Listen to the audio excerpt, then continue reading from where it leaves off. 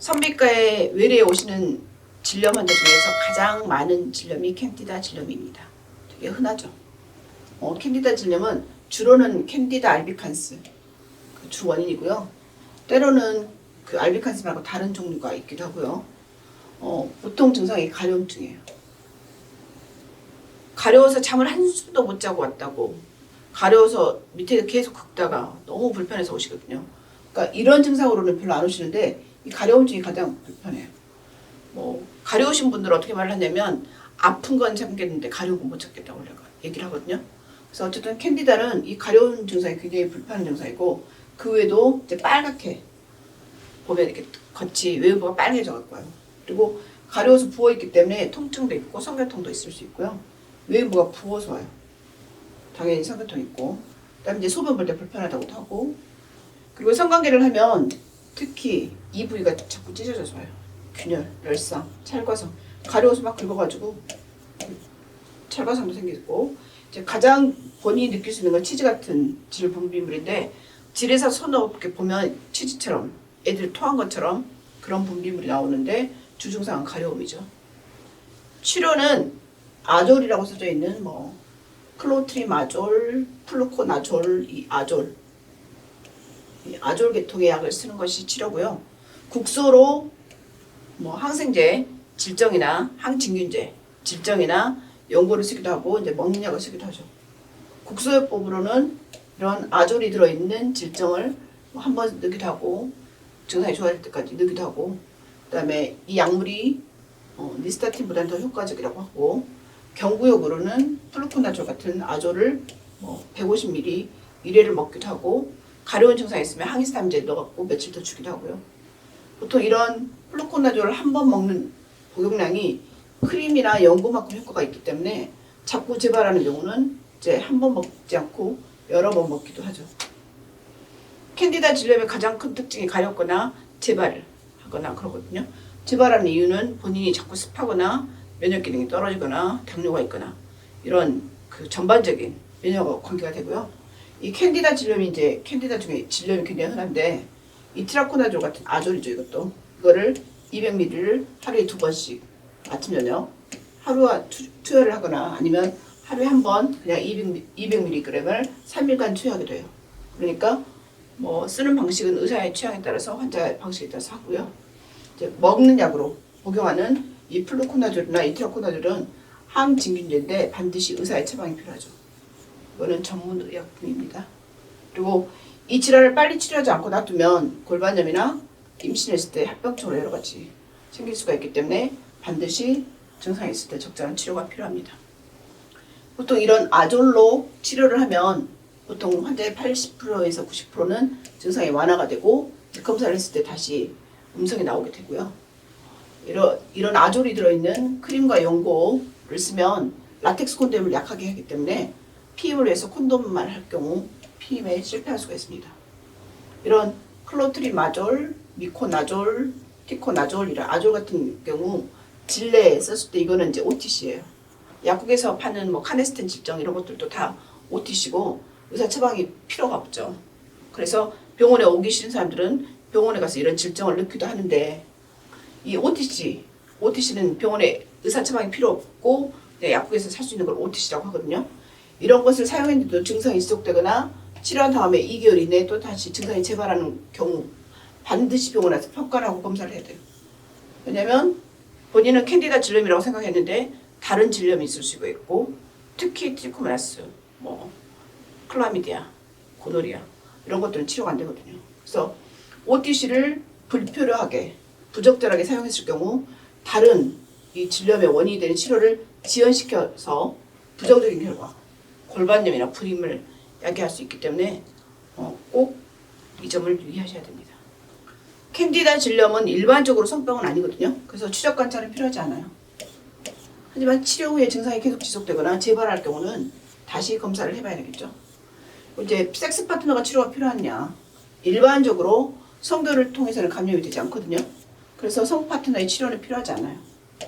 이제 소수의 남성의 경우 귀두염이 생길 수가 있는데, 이때 가려움이 있거나 은경귀두에 빨갛게 되거나 이럴 경우 증상을 완화하기 위해서 항진균제를 치료하는 게 좋겠죠. 그리고 이제 이런 약을 먹었을 때 알레르기나 과민성 반응이 생길 수가 있거든요.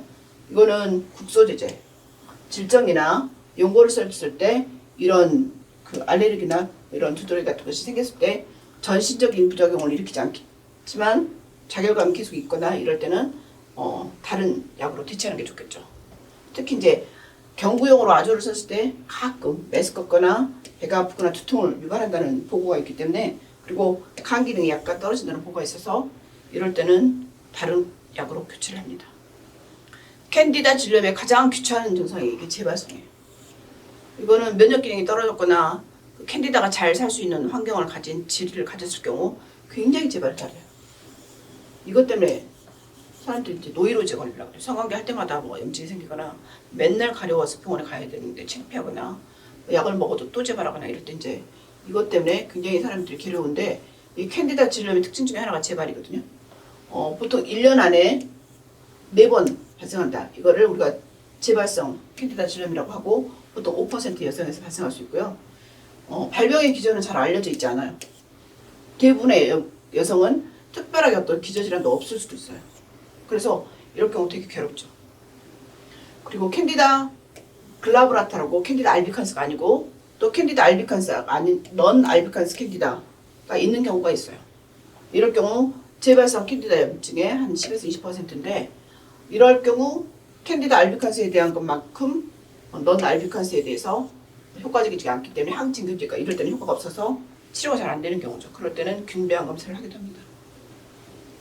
이 알비칸스종을 포함한 그 비정상적인 종을 식별하기 위해서 복잡한, 좀 더 컴플렉스한 캔디다증을 가진 여성에게는 이렇게 질배암 검사를 하고, 캔디다 글라브라타는 슈도 하이피나 균사를 형성하지 않아요. 그래서 현미경으로 봤을 때는 쉽게 식별되지 않고, 캔디다 알비칸스의 아졸에 내성이 있는, 내성이 훨씬 흔하고, 그리고 보통 다른 치료로 잘 치료가 안 돼요. 그래서 캔디다 글라브라타인지 넌 알비칸스인지 검사를 해서 거기에 맞는 항생제를 써야 되는데 균배암 검사를 하고 나서 쓰게 됩니다. 캔디다 알비칸스에 의해서 유발된 재발성 외음부 캔디다증은 단기간의 경구 또는 국소 아졸요법에 잘 반응을 하고, 하지만 일부 전문가는 더 긴 기간 동안 이것을 써라, 국소적으로는 7일에서 14일 아니면 3일마다 플루코나졸을 경구 투여를 해라, 그렇게 보고를 하고 있고, 항진균제 유지요법을 시작하기 전에 완치를 위해서는 총 3번 1일, 4일, 7일, 그러니까 일주일간 3번 쓰라고 되어 있는데, 또는 6개월 동안 플루코나졸을 유지하는 것이 좋겠다. 그러니까 너무 치료가 안 되면 우리가 플루코나졸을 일주일 간격으로 하고 6개월 쓰기도 합니다. 근데 이 요법이 실현 가능하지 않을 경우 간헐적으로 쓰는 이런 국소요법, 질정도 도움이 되고, 억제를 하는 유지요법은 재발을 줄이는 데 효과적이더라 보고를 하고 있고, 여성의 30에서 50%는 유지요법을 중단한 다음에 다시 재발한다고 보고를 하고 있고, 재발률이 굉장히 높죠.